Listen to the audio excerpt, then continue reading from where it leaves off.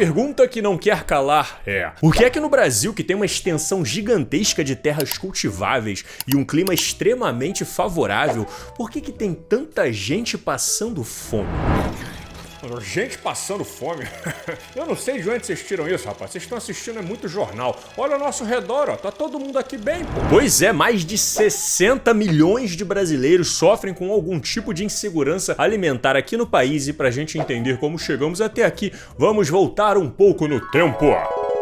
Desde lá do século VI, quando a coroa portuguesa começou a chegar por aqui, a ideia inicial sempre foi repartir o país ali, em pegar grandes pedaços de terra e colocar sobre a posse de algumas pessoas. A divisão de 14 faixas ali de capitanias hereditárias que foram entregues ali na mão de pessoas próximas da coroa, pessoas de confiança, e que depois foram divididas em 6 marias para que os senhores pudessem ter o controle destas terras. Cada um foi utilizando ali as terras, muitas delas férteis como pôde, né, aproveitando o clima favorável, seja para produzir café, seja para produzir açúcar, para pecuária. Claro que tudo levado na mão de obra escravizada, né, com um monte de gente sendo trazida lá da África nos navios para vir trabalhar nas lavouras daqui do Brasil. Ó, terras lindas do Brasil, por onde canta o sabiá.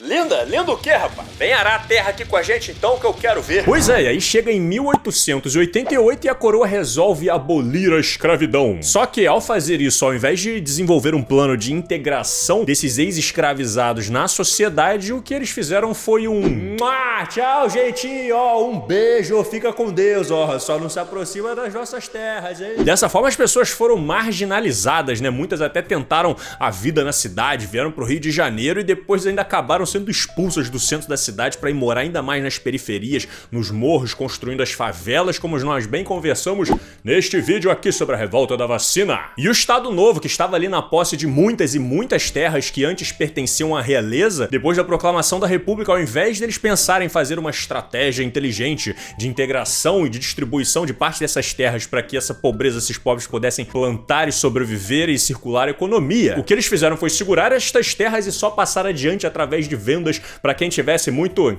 grana para poder comprar. Desta forma, a tradição de acúmulo de muitas terras nas mãos de pouquíssimas pessoas continuou vivo no Brasil. E galera, a fome era generalizada, as pessoas nas cidades passando fome, morrendo no caminho, totalmente subnutridas, como também no campo, sem ter alimento, sem ter local para plantar e poder comer. E o interessante é que até ali no começo do século XX, a fome não era vista como um problema social, e sim como algo de uma ordem natural, algo de como o mundo sempre foi, como ele sempre deveria ser.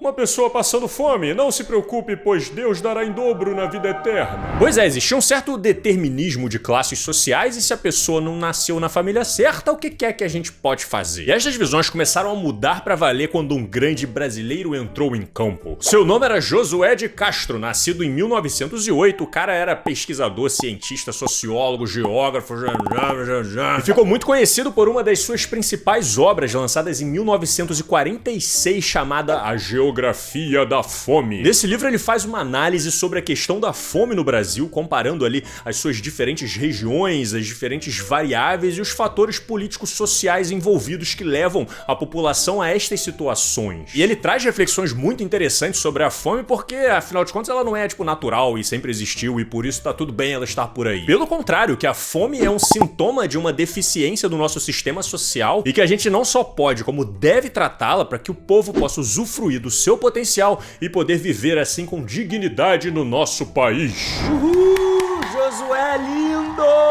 Pois é, o cara ficou mundialmente conhecido, ganhou um cargo lá na ONU para poder compartilhar suas ideias de combate à fome com todo mundo. Até que em 1964 veio a ditadura militar e... Selva! Ó, quem é esse cara aí, ó? Querendo acabar com a fome? Ó, isso aqui é coisa de comunista, hein? Seus direitos políticos estão suspensos. Pois é, os militares tiraram os direitos políticos de Josué, assim como uma outra liderança política da época, que também vinha tentando criar políticas sociais, assim como uma melhor redistribuição das terras. Foi João Goulart, que inclusive quase foi assassinado na época, como nós bem conversamos neste vídeo sobre a ditadura. Por quê? Esse povo aí tá querendo mexer nas nossas terras que a coroa portuguesa deu pra gente há 400 anos? Eles estão muito assanhadinhos, hein? Vamos tomar o poder então? A gente fica aí uns 20 aninhos pra mostrar uma coisinha pra eles. Pois é, tomaram o poder e aí vem um período de 20 anos muito sombrio, muito obscuro da nossa história, mas voltamos a ver a luz, principalmente com a Constituição Federal de 1988. Conhecida como Constituição Cidadã, ela se destaca por colocar os direitos sociais, como acesso à educação, à saúde, à alimentação, ao direito ao meio ambiente, a segurança, entre vários outros elementos, como fatores centrais em busca da nossa cidadania e da nossa soberania nacional. E foi nesse espírito, nesta vibe, neste clima de festa na floresta, que os governos começaram a desenvolver políticas públicas pra valer em busca de erradicar a fome do país. Os programas foram começando ali com Itamar Franco, Fernando Henrique liberando crédito para a população mais pobre, para os pequenos agricultores poderem sobreviver e trabalhar. Mas foi ali a partir do governo do Lula no PT em 2003, com seu carro-chefe, o programa Fome Zero, é que essas políticas começaram a se desenvolver para valer. E o que os caras fizeram foi basicamente, vamos chamar a gente do governo aqui, para sentar aqui para conversar, vamos chamar acadêmico, especialista, gente que tá ali atualizado com os melhores estudos para vir conversar, e vamos chamar a gente da sociedade civil, lideranças locais que entendem de fato quais são os principais problemas daquelas regiões, e vamos botar todo mundo junto aí para conversar e encontrar solução para os problemas que nós temos. Ô meu filho, aqui é tudo pobreza, a gente passa fome, não chove, não tem quem compra as coisas, a gente não tem dinheiro para comprar. Pois é, rapidamente foram percebendo que o pessoal lá não tinha dinheiro para comer, não tinha dinheiro para comprar, não tinha dinheiro para plantar, e quando plantava não tinha ninguém que podia comprar, e quando tinha alguma condição vinha então uma seca generalizada para acabar com todas as plantações e intensificar ainda mais a fome e a pobreza no local. Isso é muito interessante, né, porque a insegurança alimentar ela tá muito relacionada com a insegurança hídrica, né, do acesso à água. Isso não acontece só porque se não chover não tem plantação, mas também que se a pessoa tiver arroz, tiver feijão, tiver milho em casa, se ela não tiver água para cozinhar esse alimento, ela também não consegue comer. E uma solução que o pessoal encontrou para isso foi fazer um programa de 1 milhão de cisternas, né, que é de você instalar cisternas ali dentro dessas regiões que são capazes de coletar a água da chuva. Então a água que antes era perdida no solo passou a ficar ali mantida dentro de um reservatório e fez com que essas populações conseguissem sobreviver às grandes secas, não só conseguir água para beber, mas também para irrigar as suas plantações e fazer a comida nascer. E esse programa ganhou prêmios internacionais e passou a ser replicado em várias partes do mundo porque é de fato uma solução que não é tão complexa e consegue resolver grande parte dos problemas locais. Junto a isso você tem programas de crédito como Bolsa Família para conseguir dar uma aquecida na economia local para que essas pessoas consigam pelo menos se alimentar e trabalhar nas suas lavouras. E uma sacada que eu achei brilhante foi de você ter colocado que 30% do orçamento voltado para a compra de alimentos de merendas escolares teria que ser comprado dessas lavouras de agricultura familiar. Porque quando você faz isso, você mantém essas pessoas conseguindo vender os seus produtos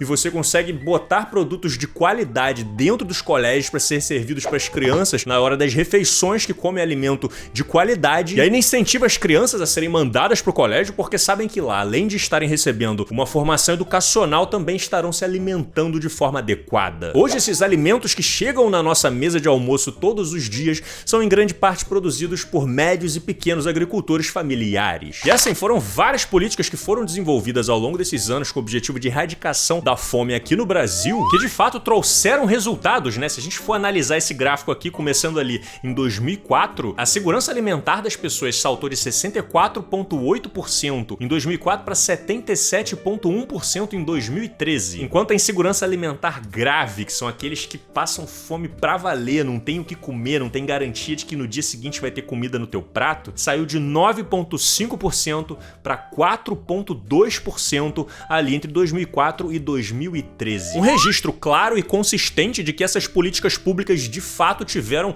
um impacto em conseguir reduzir a fome geral da população aqui no Brasil. Quando o Lula diz que o PT acabou com a fome no Brasil, esse é um claro exagero que ele tá falando, porque na época ainda existiam muitas milhões de pessoas com insegurança alimentar, o que só demonstra que muito ainda precisa ser feito. Mas é fato que em 2014, no ápice de resultado das suas políticas públicas, o Brasil saiu do mapa da fome da ONU, se colocando no mesmo patamar de vários países desenvolvidos, o que certamente trouxe muita credibilidade internacional para as políticas que estavam sendo desenvolvidas por aqui. E acabou que em 2014, por inúmeras razões, o Brasil começou a entrar numa crise econômica, numa enorme crise política que acabou sendo levada para retirada quase que a força da Dilma do cargo de presidente. Em nome do meu pai, da minha esposa, do meu filho, Universidade lá de São Násio, também, da Coroa Portuguesa, eu voto sim!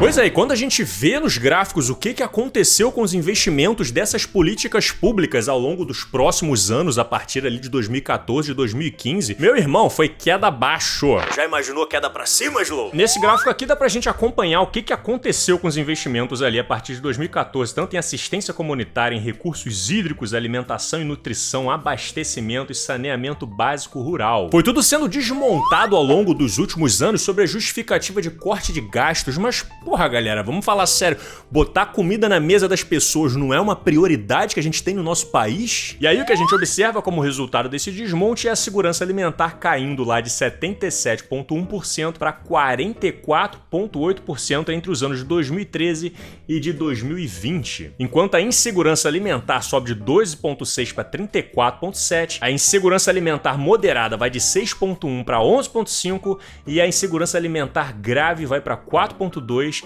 subindo até 9%, voltando quase que aos mesmos índices que estavam na época de 2003, 2004, antes dos programas começarem. Isso fez com que o Brasil voltasse para o mapa da fome da ONU, num relatório que saiu recentemente agora esses meses, concluindo que cerca de 60 milhões de brasileiros sofrem de insegurança alimentar atualmente. Ah, mas Slow, pô, teve uma pandemia aí, cara, é óbvio que isso ia acontecer. Óbvio que a pandemia tem uma influência nisso, mas os especialistas estão de acordo que ela não criou a fome no Brasil e os dados demonstram isso claramente. Ela só intensificou um problema que já vinha acontecendo. Se as políticas públicas não tivessem sido todas desmontadas ao longo dos últimos anos, se tivesse ali um financiamento inteligente para viabilizar isso, com certeza a população teria passado por esta pandemia de uma forma muito mais tranquila do que passou. Então que fique claro que a fome existe, de que ela é intensa e de que ela está voltando com tudo aqui no Brasil, por isso há muito a ser feito, há muito a ser desenvolvido ainda para que a gente possa fornecer este direito constitucional à nossa população de ter acesso à saúde e à alimentação. Alimentação de qualidade, por sinal, meu irmão, não vem me dar bolacha não, eu quero é comida orgânica. As referências estão todas aqui na descrição desse vídeo, fiquem à vontade para contribuir e acrescentar todas as informações que vocês quiserem aqui na seção de comentários, porque eu vou ler e eu vou me enriquecer para trazer esse assunto de forma cada vez mais bem abordada, cada vez mais rica pra gente. Muito obrigado pela presença de todos que estão aqui hoje, aos grandes apoiadores que garantem esse projeto, ao Estúdio 42, e vamos votar com sabedoria. Um grande abraço e a gente se vê!